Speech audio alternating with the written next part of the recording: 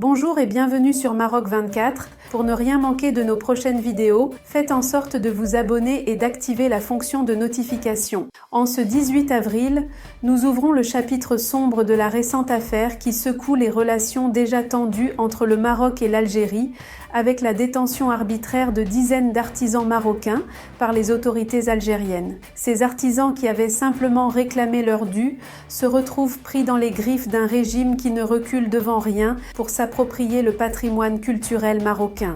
Monsieur Brahimi El Routi, éminent défenseur du patrimoine culturel marocain, documente sans relâche les tragédies vécues par les artisans marocains en Algérie, victimes non seulement d'escroqueries et de vols de documents, mais aussi de détentions injustifiées. Restez avec nous pour plus de détails dans cette revue de presse tirée du site d'information Le 360. Des artisans marocains, spécialisés dans la mosaïque traditionnelle, le zélige, sont actuellement retenus par les autorités algériennes à Tlemcen. Le quotidien Asaba, qui rapporte l'information dans son édition du jeudi 18 avril, parle de dizaines de ressortissants marocains, issus des villes de Taza et de Fès, qui sont dans cette situation de détention arbitraire depuis plusieurs jours. Ils ont été arrêtés pour avoir protesté contre leurs employeurs qui refusent de leur verser leur salaire, et ce depuis plusieurs mois. Des sources informées, citées par le quotidien, ont affirmé que les exactions subies par ces artisans ont conduit au meurtre d'un artisan marocain. Ce crime a été perpétré par un officier algérien dans la région de Sidi Bel Abbès. Le seul tort de la victime étant qu'elle a réclamé son dû après avoir accompli le travail pour lequel elle a été engagée, précise le quotidien. La justice s'est saisie de l'affaire, mais manifestement, elle a été trop clémente aux yeux des compagnons et concitoyens de la victime. L'accusé a en effet été condamné à seulement 4 mois de prison, ce qui a même suscité l'étonnement des défenseurs algériens des droits de l'homme, souligne Asaba. Citant Brahimi El Routi, un spécialiste du patrimoine marocain qui a lui-même passé de nombreuses années en Algérie, le quotidien explique que l'obsession des caporaux algériens pour le zélige marocain et pour l'appropriation de tout ce qui est patrimoine marocain a atteint un tel point que des artisans marocains sont aujourd'hui séquestrés dans ce pays. La région de Tlemcen, souligne Brahimi El Routi, a connu de nombreuses tragédies dans lesquelles nombre de ces artisans marocains ont été victimes d'escroqueries et de vols de leurs documents, puis de détention, après avoir réclamé leur dû. Certains d'entre eux ont subi des sévices physiques, maltraitances, coups et blessures, après avoir été dépouillés de leurs biens. El Routi révèle que les Algériens ont recours à plusieurs stratagèmes pour attirer les artisans marocains. Ils leur promettent une rétribution généreuse pour leur travail avec en prime la possibilité de créer des entreprises d'artisanat, spécialisées notamment dans le zélige et le plâtre marocain. Les artisans se sont fait avoir, croyant investir leur argent dans des sociétés codétenues avec des ressortissants algériens, selon la fameuse formule 49-51e, ils ont en réalité été dépossédés de leur argent. El Routi affirme détenir une liste de nombreuses victimes, des artisans, des travailleurs dans l'hôtellerie, entre autres, qui ont été appâtés par l'argent des caporaux, mais qui ont fini par être maltraités et dépossédés de leurs biens, dès qu'ils ont exprimé leur souhait de retourner dans leur pays. Et maintenant, un coup d'œil rapide sur les autres infos importantes du jour. Afrique, l'Algérie en tête des demandes de visa Schengen rejetées en 2022. Malgré la baisse significative du nombre des demandes de visa Schengen, le taux de rejet des demandes considérablement augmenté en 2022, année durant laquelle 30% des demandes de provenant d'Afrique ont été rejetées. L'Algérie caracole en tête du classement continental des demandes refusées. Avec 70% des pays les plus refusés qui sont africains, les pays du continent subissent des taux de refus de visa Schengen nettement plus élevés que le reste du monde, révélant un parti pris prédéterminé des autorités européennes, selon le professeur Meharit Adelmaru, membre de l'Institut d'études comparées de l'intégration régionale de l'Université des Nations Unies à Bruges, Belgique. Professeur à temps partiel au Centre de politique migratoire. Une disparité qui entrave la mobilité et freine les opportunités commerciales entre l'Afrique et l'Europe.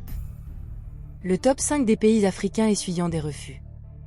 Selon le récent rapport de Hanley & Partners, sur les 392 053 demandes soumises, 179 409 Algériens se sont vus refuser leur demande de visa Schengen. L'Algérie est talonnée par la Guinée-Bissau avec un taux de refus de 45,2%. Sur les 7 990 demandes soumises par les Bissau-Guinéens, 3 611 ont été rejetées.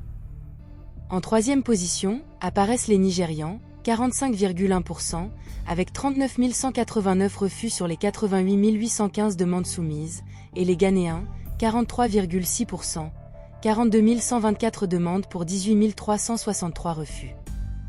En 5e position arrivent les Sénégalais avec un taux de refus de 41,6%. Les Sénégalais ont soumis 56 866 demandes, parmi lesquelles 23 683 ont été refusées. Notons que 70% des 10 pays au monde ayant les taux de refus de visa les plus élevés dans la région Schengen d'Europe, qui comprend 29 pays, sont africains. En 2022, l'Afrique arrive en tête de la liste des refus avec 30%, soit une demande traitée sur 3, alors qu'elle a le plus faible nombre de demandes de visa par habitant, ajoute le rapport, source, le 360. Le Libéria réaffirme son soutien à l'intégrité territoriale du Maroc. La République de Libéria a réaffirmé, jeudi à Rabat, son soutien à l'intégrité territoriale et à la souveraineté du Maroc sur l'ensemble de son territoire, y compris le Sahara marocain. Cette position a été exprimée dans un communiqué conjoint, publié à l'issue des entretiens entre le ministre des Affaires étrangères, de la coopération africaine et des Marocains résidant à l'étranger, Nasser Bourita, et la ministre des Affaires étrangères libérienne, Sarah Bessolo Nyanti. Dans ce communiqué conjoint, Nyanti a réitéré le soutien de son pays à l'initiative d'autonomie, présentée par le Royaume en 2007, qui constitue la seule solution crédible et réaliste pour la résolution du différend autour du Sahara marocain. Dans ce sens, elle a salué les efforts des Nations Unies en tant que cadre exclusif pour parvenir à une solution réaliste, pratique et durable aux différends autour du Sahara marocain. Se félicitant de cette décision, Bourita a remercié la partie libérienne pour son soutien constant et ferme à l'intégrité territoriale du Maroc. Notamment sa position claire en faveur de la marocanité du Sahara, qui a été confortée par l'ouverture en mars 2020 d'un consulat général du Libéria à Dakhla et la participation de ce pays, le 15 janvier 2021, à la conférence ministérielle de soutien à l'initiative d'autonomie sous la souveraineté du Maroc, à l'invitation du Royaume et des États-Unis d'Amérique. Par ailleurs, précise le communiqué conjoint, Sarah Bessolo Nyanti a souligné le rôle des provinces du sud du Royaume en tant que hub africain majeur, appelant à faire de l'expérience de ces provinces une base en vue de l'élaboration et de la mise en œuvre d'une politique de développement pour l'ensemble de l'Afrique. Maroc-France, Gérald Darmanin attendu lundi prochain au Maroc.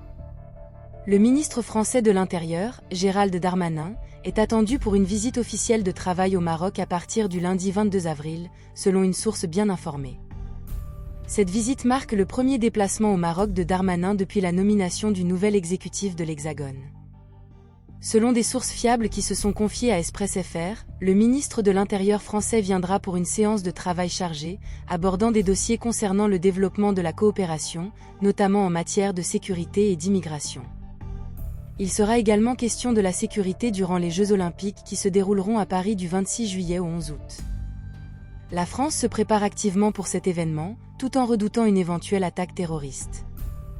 En tout cas, la tension entre le Maroc et la France semble peu à peu s'apaiser, comme en témoigne la récente visite en mars dernier du ministre des Affaires étrangères, Stéphane Séjourné, qui a contribué à relancer la dynamique de coopération entre Rabat et Paris.